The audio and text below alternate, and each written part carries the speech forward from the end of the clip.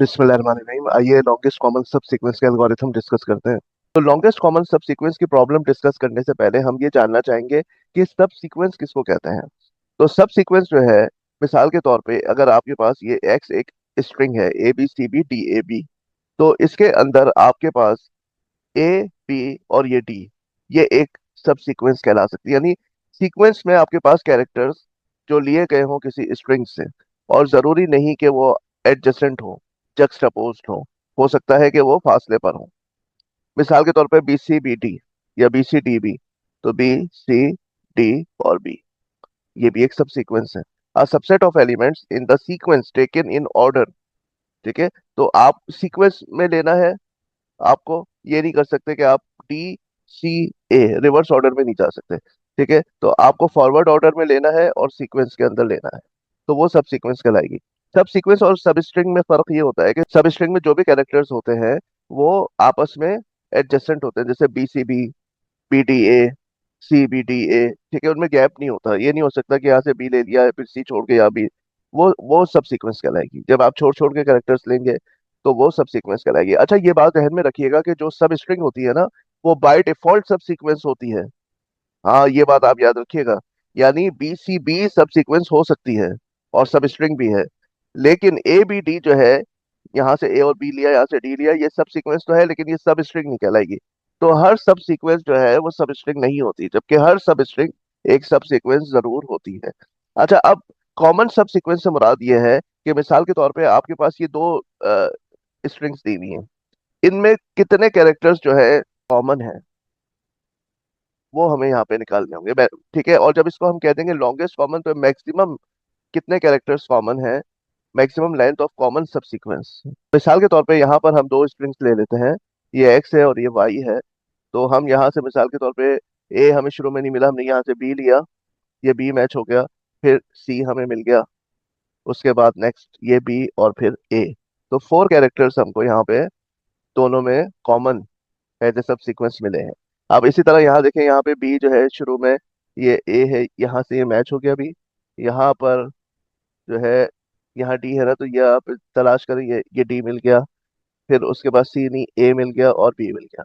तो 4 कैरेक्टर्स हमें यहाँ पे मिले। यहाँ पे हमें जो सीक्वेंस मिली है वो है BCBA, और यहाँ जो मिली है BDAB।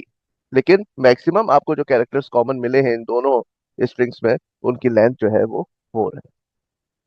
BCA को आप कह सकते हैं कि ये एक सब सीक्वेंस है, लेकिन ये लॉन्गेस्ट नहीं है दोनों में कॉमन। लॉन्गेस्ट जो हमें यहाँ पे नजर आ रही है वो 4 कैरेक्टर्स की नजर आ रही है। अच्छा, ब्रूट फोर्स सोल्यूशन देखते हैं इसका, किस तरह से हम ये सब सीक्वेंस निकाल सकते हैं।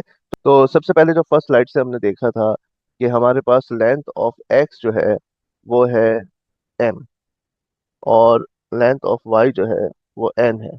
यहाँ देख लीजिए आप, x की लेंथ m और y की लेंथ n।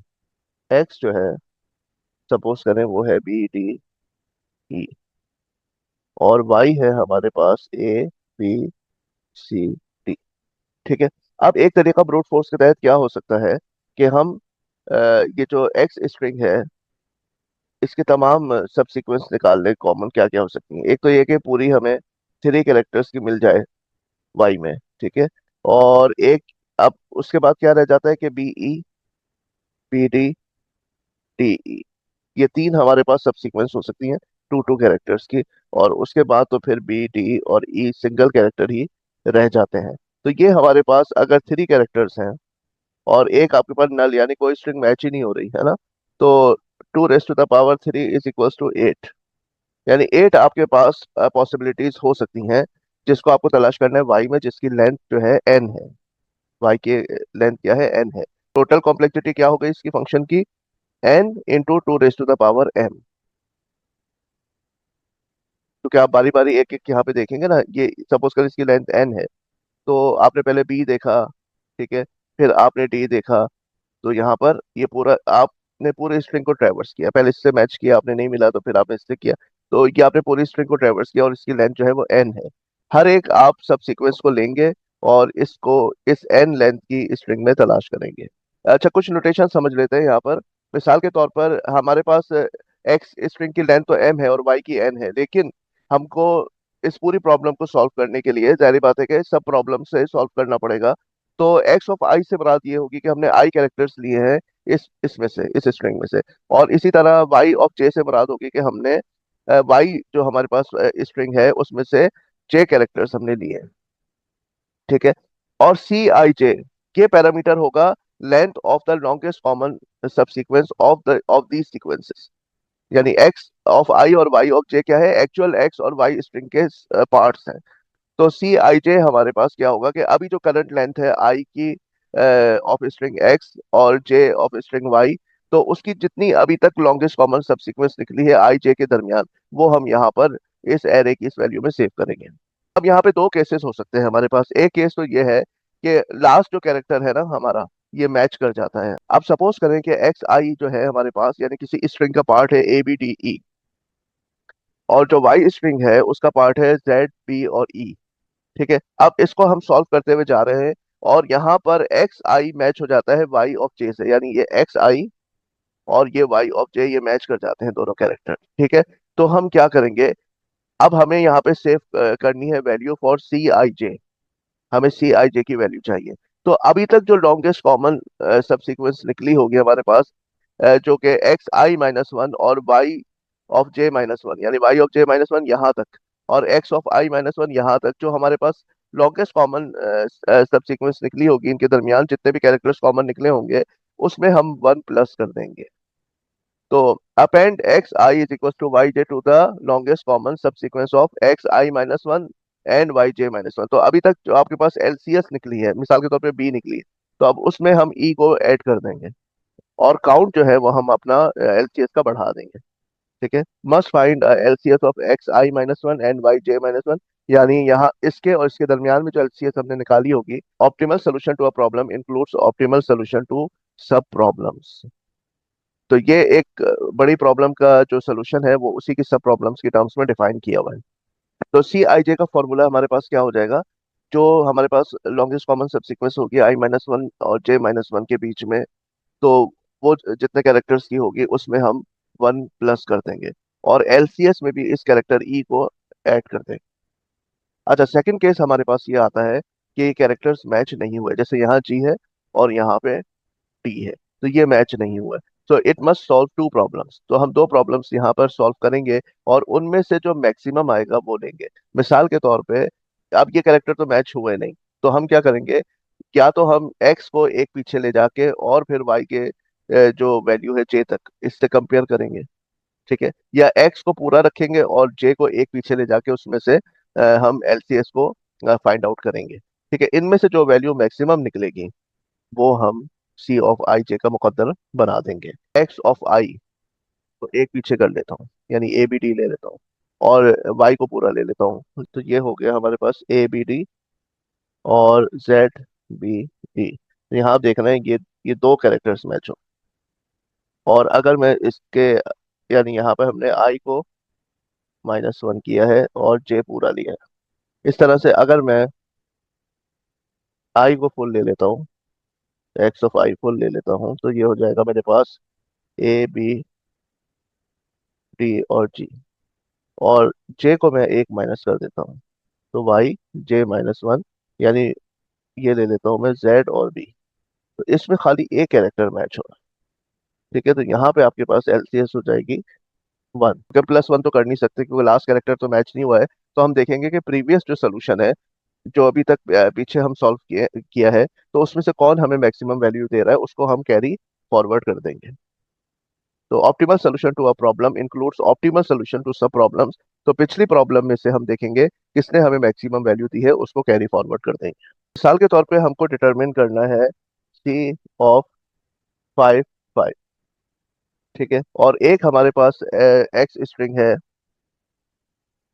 जो है हमारे पास B D C A B, और वाई है हमारे पास A B C B D. ठीक है। और इसी को हम दोबारा लिख लेते हैं ताकि दोनों केस हम कंपेयर कर लें। B D C A B, और वाई है हमारे पास A B C B D. तो एक दफा हम क्या करेंगे कि एक्स को एक माइनस कर लेंगे, यहाँ पे एक्स आई माइनस वन और जे हम फुल ले लेते हैं। ठीक है, तो ये हमारे पास सिचुएशन क्या हो गई कि हम ये एक कैरेक्टर कम और ये फुल। ठीक है, अब यहाँ पर आप देख लें कितने कैरेक्टर्स आपके मैच हो रहे हैं। ये बी से मैच हो गया। ठीक है, और सी से मैच हो गया। अब ये जो ए है इसका मैच आपको यहाँ पे नहीं मिला। अच्छा, तो दूसरा सूरत हाल क्या है कि एक्स को फुल ले लेते हैं, जे में से हम एक माइनस कर देते हैं, तो जे हमारा यहाँ तक हो गया और ये फुल हो गया हमारा। तो यहाँ आप देखें बी, सी और ये बी। तो यहाँ इस केस में हमको थ्री मैच मिल रहा है और यहाँ पर हमें जो कॉमन सीक्वेंस मिल रही है वो टू कैरेक्टर्स की मिल रही है। तो मैक्सिमम हमारे पास क्या हो गया, मैक्सिमम हमें यहाँ पे इस सूरत हाल में मिल रहे हैं, यानी एक्स आई वाई जे माइनस वन। तो हम इसको कैरी फॉरवर्ड कर देंगे। तो इसका मतलब है कि सी ऑफ फाइव फाइव की वैल्यू निकालने के लिए हम देखेंगे मैक्स हमें क्या मिलता है, यानी कि क्या हम आई को एक रिड्यूस कर दें और जे को फुल रहने दें, इसको कैरी फॉरवर्ड करें, या फिर हम आई को फुल रहने दें और जे को एक डिक्रीमेंट करके हम मालूम करें। तो आपने देखा कि हमारे केस में यहाँ पर ये वाला, यहाँ से हमें मिले थ्री कैरेक्टर्स और यहाँ से हमें मिल रहे थे दो मैचिंग के कैरेक्टर्स। तो सी ऑफ फाइव फाइव का सोल्यूशन हम कंस्ट्रक्ट करने के लिए सी ऑफ फोर फाइव को देखेंगे और सी ऑफ फाइव फोर को देखेंगे। इनमें से जो हमें मैक्सिमम वैल्यू देगा वो सी ऑफ फाइव फाइव में ट्रांसफर कर देंगे, क्योंकि कैरेक्टर लास्ट कैरेक्टर मैच नहीं हुआ है। तो अब हमें जो longest common sub sequence calculate करनी है, उसमें से आप सपोज करें कि आई जीरो या जे जीरो है, तो ऐसी सूरत में हमारे पास क्या हो जाएगी, एलसीएस जीरो हो जाएगी। एक स्ट्रिंग एग्जिस्ट ही नहीं करती। तो x of i y of j से मैच कर गया है, तो ऐसी सूरत में जो प्रीवियस आपके पास वैल्यू थी एलसीएस की, उसमें वन प्लस कर देंगे। और अगर लास्ट कैरेक्टर मैच नहीं किए हैं, तो ऐसी सूरत में हम क्या करेंगे, मैक्सिमम वैल्यू को कैरी फॉरवर्ड कर देंगे। सीक्वेंस में हम इसको सॉल्व करते हैं, पहले ये रो करेंगे फिर ये रो करेंगे, इस तरह से इसको सॉल्व करेंगे। और एक्चुअल स्ट्रिंग जो है वो हमारी स्टार्ट होगी यहाँ पे वन से, यहाँ भी वन से, और पहला जो कॉलम होगा फर्स्ट रो होगी इसको जीरो कर देंगे। उसकी वजह यह है कि जो अगली वैल्यूज है ये पिछली वैल्यूज से डाटा उठाएंगी एडिशन करने के लिए या फॉरवर्ड करने के लिए, तो ऐसा ना हो कि वहां पे गार्बेज हो, तो उसको हम इनिशियलाइज जीरो से कर देंगे। एडिशनल इंफॉर्मेशन, आपको पता है डायनेमिक प्रोग्रामिंग में ऐसा होता है कि हमको जैसे असेंबली लाइन में देखा था एक और एरे बनानी पड़ रही थी जो कि लास्ट में पाथ को ट्रेस करके रिजल्ट देगी। बिल्कुल इसी तरह से ये जो मैट्रिक्स है जिसका नाम हमने सी रखा है, ये हमें ये तो इन्फॉर्मेशन दे देगी कि मैक्सिमम दो स्ट्रिंग्स में कितने कॉमन कैरेक्टर्स हैं सब सीक्वेंस में, लेकिन ये इन्फॉर्मेशन नहीं देगी कि वो सब सीक्वेंस है क्या जो कि उन दोनों में कॉमन है। तो इसके लिए हम एक बी मैट्रिक्स अलग से बनाएंगे जो इस चीज का ट्रैक रखेगी कि कहाँ कहाँ पे कैरेक्टर मैच हुआ है और किस तरह से स्ट्रिंग जो है ना वो फॉलो हुई है, ताकि उसी को फिर बैक ट्रैक करके हम अपनी स्ट्रिंग को फाइंड आउट कर सकें। तो जब ये वाला केस है हमारे पास जिसमें लास्ट लास्ट कैरेक्टर मैच हो जाता है, तो ऐसी सूरत में आप भी जो मैट्रिक्स है उसमें ये डायगोनल वाला एरो सेव करेंगे, ये जो यहाँ दिखा है। उसकी वजह क्या है कि ये किसको रेफर करता है, आई माइनस वन जे माइनस वन। तो ये आपके पास आई है और ये जे है ऊपर, यहाँ पे देख लें, ये आपके पास आई है, ये लिखा हुआ है, और ये जो ऊपर वैल्यूज हैं ये जे है। तो अगर मैं आई में से वन माइनस करता हूँ और जे में से वन माइनस करता हूँ तो मैं कहाँ पहुंचूंगा। ठीक है, देखिए आई में से मैं वन माइनस करता हूँ तो अगर मैं इस सेल में हूँ तो मैं यहाँ पहुंच गया, और जे यानी कॉलम में एक माइनस करता हूँ तो यहाँ पहुंच जाऊंगा। ठीक है, तो इस सेल के लिए हमारे पास जो आई माइनस वन जे माइनस वन होगा वो ये सेल होगा। ठीक है, इसलिए हमने यहाँ पे डायगोनल वाला एरो रखा है कि ये सेल मैच होने की सूरत में, देखें यहाँ पे सी है, यहाँ पे सी है, ये मैच हो गया ना, ये मैच हो गया है, तो ऐसी सूरत में ये इस वैल्यू को लेगा और उसमें वन प्लस कर देगा।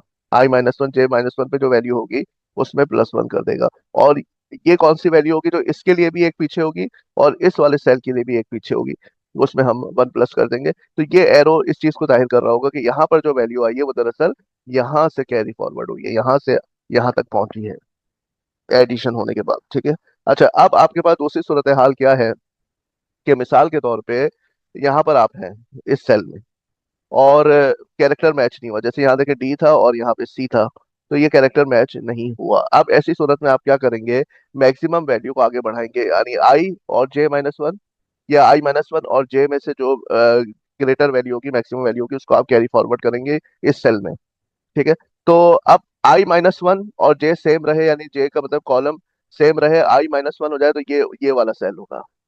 ठीक है, और आई रो सेम रहे और कॉलम एक माइनस हो जाए J-1, तो फिर वो ये वाला सेल होगा। तो इन दोनों सेल्स में से जिसमें मैक्सिमम वैल्यू होगी उसको आप यहाँ पर कॉपी कर देंगे। ठीक है।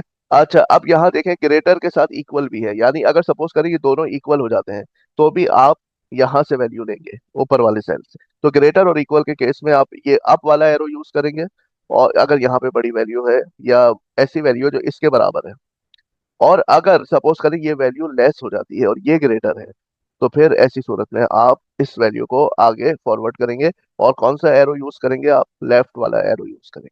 ठीक है। तो इस तरह से अब जो सी वैल्यू है वो तो वैल्यूज स्टोर कर रहा होगा और बी वैल्यू एरोज स्टोर कर रहा होगा। लेकिन हमने कॉम्प्लेक्सिटी से बचने के लिए जैसे असेंबली लाइन में किया था कि एक ही में हम लाइन नंबर भी स्टोर कर रहे थे, और जो आपके पास कॉस्ट आ रही थी स्टेशन की वो भी हम स्टोर कर रहे थे, बिल्कुल इसी तरह यहाँ पर भी हम यही करेंगे कि एक ही एरे बनाएंगे जिसमें बी की इंफॉर्मेशन होगी और सी की भी होगी। अच्छा, ये आपका एल्गोरिथम है जिसमें शुरू में ये आप देख रहे हैं कि आई जो है वो आपका चेंज होता जा रहा है, कॉलम सेम है।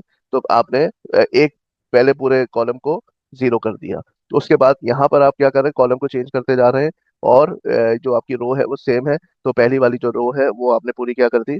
जीरो कर दी। जो है एक्स में कितने कैरेक्टर्स हैं? एम, और वाई में सपोज करें आपके पास एन कैरेक्टर्स हैं, तो एक्स ऑफ आई और वाई ऑफ जे, यानी 1 1 से स्टार्ट करेंगे, और आई जो है वो सेम रहेगा, जे पूरा आपका चेंज होगा पहले। अगर हमारे पास कैरेक्टर मैच हो जाता है तो हम डायगोनल की वैल्यू में 1 प्लस करके और सी आई जे की वैल्यू बना देंगे, और डायगोनल एरो जो है वो वहां पे सेल में लिख देंगे।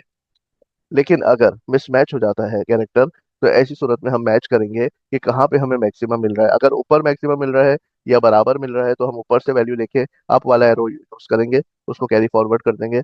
और अगर हमें लेफ्ट वाले से इंफॉर्मेशन बड़ी मिल रही है मैक्सिमम, तो हम लेफ्ट वाले को लेके आगे कैरी फॉरवर्ड करेंगे और एरो लेफ्ट की तरफ इशारा करेगा। जब ये पूरा लूप m × n का खत्म हो जाएगा तो हम रिटर्न कर देंगे मैट्रिक्स सी और बी। तो इसका मतलब इसकी कॉम्प्लेक्सिटी बहुत ही आसान है, थीटा एम एन। थीटा क्यों लिखा है? क्योंकि एग्जैक्टली जो हमारे पास एम की लेंथ है और एन की लेंथ है, तो पूरी मैट्रिक्स फिल करनी है हमें m × n की। यानी अगर हमारे पास 4 कैरेक्टर्स हैं और दूसरी स्ट्रिंग में 5 कैरेक्टर्स हैं, तो 4 × 5 20 कैरेक्टर्स की पूरी 2 डायमेंशनल एरे को फिल करना है। इससे ना कम है ना इससे ज्यादा है, इसलिए इसकी जो कॉम्प्लेक्सिटी है वो थीटा m × n है। अब आइए हम अपना प्रोसीजर स्टार्ट करते हैं। सपोज करें हमारे पास एक स्ट्रिंग है ABCBD, ABCBD AB, और दूसरी है BDCABA, BDCABA। ठीक है। तो हमने एक साइड पर ये स्ट्रिंग प्लॉट कर ली वाई, ठीक है, और ये एक्स हमने यहाँ पे कर दिया। अब सबसे पहला काम क्या करेंगे जी? इस कॉलम को जीरो कर देंगे, उस वाली रो को जीरो कर देंगे। ये लीजिए जनाब, ये पहला काम हो गया, 0 0 हो गए। अब हम इस कैरेक्टर को मैच करेंगे इस कैरेक्टर से, इस सेल की तरफ आएंगे, और ये मिसमैच हो गए। मिसमैच होने में हम देखेंगे कि ऊपर वाला सेल या लेफ्ट वाले सेल में से किसकी वैल्यू ज्यादा है, तो दोनों की बराबर है। और जब दोनों के बराबर होते हैं तो आप यहाँ देख लीजिए क्या करते हैं, हम लोग ऊपर वाली वैल्यू को ले लेते हैं, और यानी एरो जो है अप वाला यूज करते हैं, तो यहाँ पे जीरो आ जाएगा और एरो अप की तरफ इशारा करेगा। ठीक है। हम आगे बढ़े, ए और डी, ये सेल ए और डी मिसमैच हो गए अगेन, दोनों सेम है तो अप की तरफ इशारा करेंगे, जीरो ले लेंगे। सी और ए मिसमैच हो गए, मिसमैच होने की सूरत में दोनों सेम है अप की तरफ। और अच्छा, अब यहाँ पर ए और ए मैच कर गए, ए और ए मैच करके तो अब हम डायगोनल में जाएंगे, यानी I-1 J-1। ये इस सेल के हिसाब से ये डायगोनल है, इसको वैल्यू को लेंगे, इसमें 1 प्लस कर देंगे और डायगोनल वाला एरो लगाएंगे। ये देखें, हमने इसमें 0 + 1 किया, ये 1 हो गया, और एरो हमने डायगोनल वाला यूज किया। ठीक है, कि मैच कर गए। अब यहाँ पर बी है और यहाँ पर ए है, मिसमैच हो गए। अब क्या करेंगे? मैक्सिमम वैल्यू लेंगे। अब वैल्यू यहाँ पे चेंज है, एक जगह 0 एक जगह 1 है। लेफ्ट वाली वैल्यू ग्रेटर है तो इसलिए एरो लेफ्ट वाला आएगा और 1 कैरी फॉरवर्ड हो जाएगा यहाँ पर। ये 1 कैरी फॉरवर्ड, और ये इशारा कर रहा है कि मैंने लेफ्ट वाली वैल्यू से, लेफ्ट वाले सेल से वैल्यू उठाई है। अब यहाँ जाए, ए के साथ मैच कर गया, अगेन क्या करेंगे? डायगोनल वाली वैल्यू में 1 प्लस कर देंगे, तो ये हो जाएगा 1 और डायगोनल वाला एरो आ जाएगा। ठीक है। अब आपके जहन में आ रहा होगा कि यहाँ पे एक कैरेक्टर मैच हो गया था, ये दूसरा मैच हो रहा है, तो या तो 2 होना चाहिए। नहीं, ऐसा हरगिज नहीं है। उसकी वजह क्या है कि ये स्ट्रिंग तो पूरी है, लेकिन इस स्ट्रिंग में तो अभी आप एक कैरेक्टर देख रहे हैं ना, तो एक कैरेक्टर से दो कैसे निकल सकते हैं मैच? तो ये जहन में रखिएगा। अब अभी आप सिर्फ एक कैरेक्टर देख रहे हैं, इस कैरेक्टर को इस स्ट्रिंग में देख रहे हैं कि कहाँ कहाँ पर ये मैच हो रहा है। ठीक है, तो यहाँ पर 1 ही आना सही है। क्योंकि यहाँ पे अभी आपने एक ही कैरेक्टर देखा इस स्ट्रिंग का। अब आ जाए इसके दूसरे कैरेक्टर की तरफ। पहली दफा में बी बी के साथ मैच हो गया, डायगोनल में 0 है, तो यहाँ पर आ जाएगा आपके पास 1 और डायगोनल वाला एरो आ जाएगा। ठीक है, अब यहाँ आ जाएंगे, डी और बी मैच नहीं हुआ, लेकिन लेफ्ट वाले में वैल्यू ज्यादा है, तो इस 1 को हम यहाँ कैरी फॉरवर्ड करेंगे और एरो लेफ्ट की तरफ इशारा करेगा। ठीक है, अब यहाँ आ गए, सी और बी मैच नहीं हुआ, तो मैक्सिमम वैल्यू को कैरी फॉरवर्ड करेंगे, यानी 0 और 1 में से मैक्सिमम 1 है, तो 1 इधर आ जाएगा और एरो लेफ्ट की तरफ इशारा करेगा। अब यहाँ पर बी और बी नहीं है, ए और बी है। हाँ, ए और बी है, मिसमैच हो गए हैं। तो मिसमैच होने की सूरत में दोनों वैल्यू सेम है हमारे पास, तो हम कहाँ से वैल्यू लेते हैं? अगर इक्वल हो वैल्यू तो अप से लेते हैं, तो हम यहाँ से वैल्यू लेंगे और एरो अप की तरफ इशारा करेगा। ठीक है, यहाँ पर बी और बी मैच कर गए, बी और बी मैच कर गए, ये बी है इस सेल के हिसाब से और ये बी है, तो यहाँ पर एरो तिरछा वाला आएगा डायगोनल की तरफ, और वैल्यू यहाँ से लेके 1 प्लस कर देंगे, तो ये हमने 1 यहाँ से लिया और 1 प्लस करके ये 2 हो जाएगा अब, और ये एरो इधर पॉइंट कर रहा है। ठीक है, अब देखिए जवाब भी बनता है आपके पास के, यहाँ पर आपके पास ए मैच हो चुका है और अब बी मैच होने आ रहा है, तो दो कैरेक्टर्स पे यहाँ पे देखें, यहाँ ए मैच हो चुका है और ये अब बी मैच हो रहा है, तो ये 2 मैच हो गए यहाँ पे। सही है। अच्छा, अब आपके पास फिर ए आ रहा है यहाँ पे, तो हम क्या करेंगे, इन दोनों में से देखेंगे कि जो, हाँ, ये ए है और ये बी में स्विच हुआ ना, तो मैक्सिमम क्या है, ये 2 है, तो 2 को कैरी फॉरवर्ड करेंगे, एरो लेफ्ट की तरफ है। ठीक है, इस तरह से हम इसको फिल करते हुए चलेंगे। अब हमने सी के हिसाब से देखा, तो ए बी में से बी पहले मैच हो चुका था, तो सी यहाँ पे आपको दिखा रहा है कि 2 आपके पास मैच हो चुके हैं। और इसी तरह से फिर ये आप इस सेल में आए, तो यहाँ मिसमैच हुआ, तो आपने देखा कि कौन सा मैक्सिमम है, ये मैक्सिमम था, तो ये ले लिया। ठीक है, यहाँ पे सेम था, तो आपने किसको लिया सेम की सूरत में? अप वाले। और यहाँ पर ए मिसमैच हो गया सी के साथ, तो अब क्या करेंगे, दोनों सेम है तो अप वाला लेंगे। ठीक है, इस तरह से अब ये बी है, यहाँ पे बी के साथ मैच हुआ, तो यहाँ पे 0 + 1 1 आ जाएगा। ठीक है, डी के साथ मैच नहीं हुआ, तो देखेंगे यहाँ पर कौन मैक्सिमम है, तो दोनों सेम है तो अप वाला ले लेंगे। ठीक है, यहाँ पर आए तो बी सी के साथ मैच नहीं हुआ, तो हम देखेंगे कि मैक्सिमम कौन सा है, ऊपर वाला है, तो अप वाला ले लेंगे। ठीक है, बी और ए मैच नहीं हुए, दोनों सेम है, अप वाला ले लेंगे। बी और बी मैच हो गए, तो डायगोनल में जो वैल्यू है उसमें 1 प्लस कर देंगे, तो 2 + 1 3, और ये तिरछा डायगोनल इसकी तरफ, इस सेल की तरफ पॉइंट कर रहा है। तो इस तरह हम इस एरे को कंप्लीट कर लेंगे। तो हमारे पास आखिरी सेल में जो आया है नंबर, वो आया है 4। 4 का मतलब है कि इस में हमारे पास इस स्ट्रिंग में और इस स्ट्रिंग में मैक्सिमम जो लॉन्गेस्ट कॉमन सब सीक्वेंस निकली है वो 4 कैरेक्टर्स की है। ये इन्फॉर्मेशन तो आपके पास आ गई, लेकिन अब आपको ये इन्फॉर्मेशन निकालनी है कि वो स्ट्रिंग है क्या। तो इसके लिए हमारे पास बहुत आसान तरीका, आखिरी सेल की तरफ पहुंचे या आप लास्ट सेल की तरफ आ गए। ठीक है, स्टार्ट एट BMN। ये आपके पास जो मैट्रिक्स है इसकी लेंथ क्या है, M × N। एक स्ट्रिंग में आपके पास m कैरेक्टर है, एक में n है, तो आपके पास आखिरी सेल जो है ये BMN कहलाएगा, अगर इस मैट्रिक्स का नाम b है। हम एरो को दरअसल देख रहे हैं। ठीक है, तो एरोज आपको पता है कि बी मैट्रिक्स में होते हैं और जो नंबर होता है वो सी मैट्रिक्स में होता है, लेकिन अभी हमने इसको कॉमन दिखाया हुआ है। When we encounter a diagonal arrow, अगर इस तरह का एरो हमें मिलेगा तो इसका मतलब है ये वो एलिमेंट है जो कि दोनों में मैच हुआ है, तो हम उसको अलग से सेव कर लेंगे। ठीक है, तो हम पहले यहाँ पहुंचे, यहाँ तो डायगोनल वाला नहीं है, लेकिन ये इशारा कर रहा है कि ऊपर जाओ इस सेल में। ठीक है, अप की तरफ इशारा कर रहा है, तो अप का मतलब क्या हो गया, आपके पास I-1, जे सेम रहेगा, तो I-1 हम इस सेल में आ जाएंगे। इस सेल में जब हम आए तो हमें ये डायगोनल वाला एरो मिल गया, तो अब हम कैरेक्टर को प्रिंट कर देंगे। तो यहाँ पर ए है, तो जाहिर बात है यहाँ भी ए होगा, तभी डायगोनल है, क्योंकि दोनों सेम है हमारे पास, तो हमने ए को यहाँ प्रिंट कर दिया। अब हम ये डायगोनल की तरफ इशारा कर रहे हैं, तो अब हम इस सेल में आ जाएंगे। अब हम इस सेल में आ गए, यहाँ डायगोनल वाला एरो नहीं है, लेकिन ये कह रहा है ऊपर की तरफ जाओ, तो अब हम यहाँ ऊपर आए तो हमें डायगोनल वाला मिल गया, तो अब हम बी को प्रिंट कर। ठीक है, ये अब इशारा कर रहा है किस तरफ, डायगोनल की तरफ, इस सेल में आ जाएंगे अब। इस सेल में आए, लेकिन ये डायगोनल वाला नहीं था, तो कैरेक्टर प्रिंट नहीं करेंगे, ये कह रहा है लेफ्ट पे जाओ, मेरे पास जो वैल्यू आई है वो लेफ्ट से आई है, तो अब हम लेफ्ट को फॉलो करते हुए इस सेल की तरफ आ जाएंगे। यहाँ हमें डायगोनल मिल गया, तो इस कैरेक्टर को यानी सी को हम प्रिंट कर दें। ठीक है, अब ये डायगोनल इशारा कर रहा है इधर, अब हम यहाँ आ गए। यहाँ आ गए, तो यहाँ पर हमारे पास नहीं है, डायगोनल नहीं है, लेकिन कह रहे हैं लेफ्ट पे जाओ, तो लेफ्ट पे गए, तो ये हमें डायगोनल मिल गया, और यहाँ पे हमारे पास वैल्यू है बी, तो ये बी हमने करेक्ट कर दिया। अब हम इसको फॉलो किया हमने, तो ये हम पहुंच गए इस सेल की तरफ, और यहाँ वैल्यू हमारे पास क्या थी, 0। तो प्रिंट एलसीएस का हमारे पास एल्गोरिथम ये कहता है कि चलते चलते अगर आई 0 हो जाए या जे 0 हो जाए तो वहां से आप रिटर्न कर दो, यानी प्रोसीजर को खत्म कर दो। तो यहाँ पे चलते चलते आपने देखा था ये वैल्यू जो है ये कॉलम की 0 हो गई थी। आई की तो वैल्यू 1 थी, लेकिन जे की वैल्यू जो थी वो 0 हो गई थी। तो आई और जे में से कुछ जो भी 0 हो जाए तो आप रिटर्न कर जाएंगे। अदरवाइज जैसे ही आपको ये तिरछा वाला एरो मिलेगा यानी डायगोनल वाला, तो आप कॉल करेंगे इसको और वापसी पे आप उस कैरेक्टर को प्रिंट करेंगे जिस सेल से आप ने इसको दोबारा कॉल किया था ना। तो यहाँ पर जो वैल्यू थी आपके पास उसको आप प्रिंट कर, ठीक है। आई और जे सेल में आप थे, तो अब आप I-1 और J-1 वाले सेल में जाएंगे और उसके वापसी पर आप X को प्रिंट करेंगे। अभी मैं ये डिस्कस करता हूँ कि वापसी पे हम X को क्यों प्रिंट करेंगे। अच्छा, अगर आपको डायगोनल वाला एरो नहीं मिलता और आपको अप वाला मिलता है तो अप का मतलब है कि I-1 होगा, J सेम रहेगा।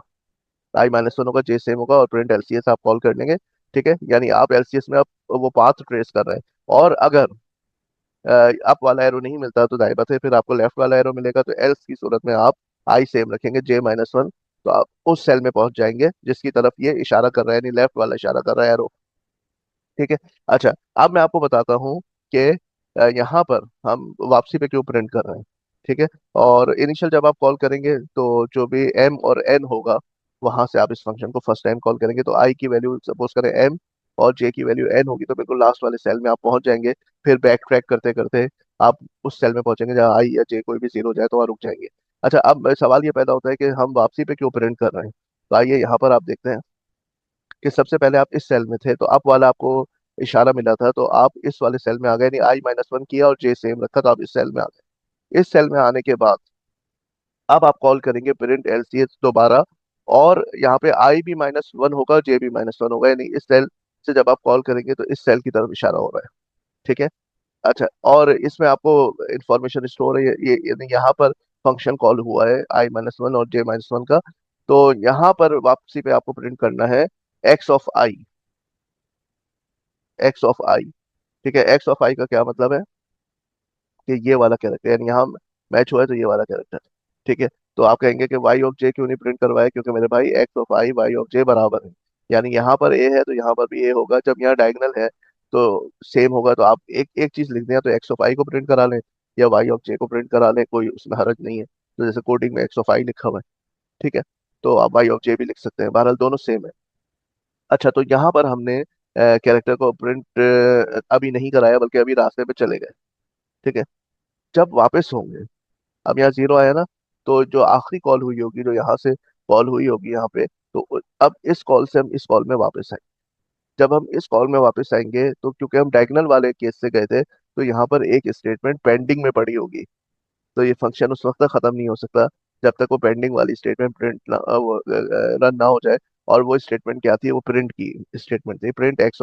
और प्रिंट X में यहाँ पर हमारे पास आई की वैल्यू जो है वो क्या है, 2।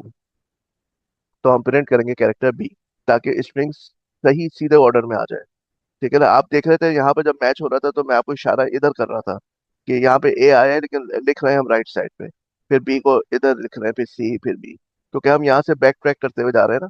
तो अगर मैं पहले ए लिखता फिर बी लिखता तो ये स्ट्रिंग रिवर्स हो जाती। आपको पता है कि लेफ्ट टू राइट हमें कॉमन सब सीक्वेंस को चेक करना होता है।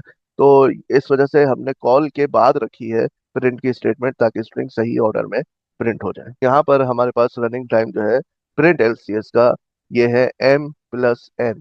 तो M+N क्यों है, क्योंकि यहाँ पे देखें आप 1, 2, 3, 4, 5, 6, 7, 8, 9, 9 कॉल्स हैं, और 9 कॉल्स में से हमने यहाँ पे 4 टाइम्स में स्ट्रिंग प्रिंट कराई, तो 9 + 4 13, और ये हमारे पास स्ट्रिंग की लेंथ है 6 और ये है 7, तो 6 + 7 = 13। अब इसमें आप लाइक कर दीजिए वीडियो को, और अभी तक अगर चैनल आपने सब्सक्राइब नहीं किया तो सब्सक्राइब भी करना है, बेल आइकन भी प्रेस करना है, ठीक है। Thank you very much.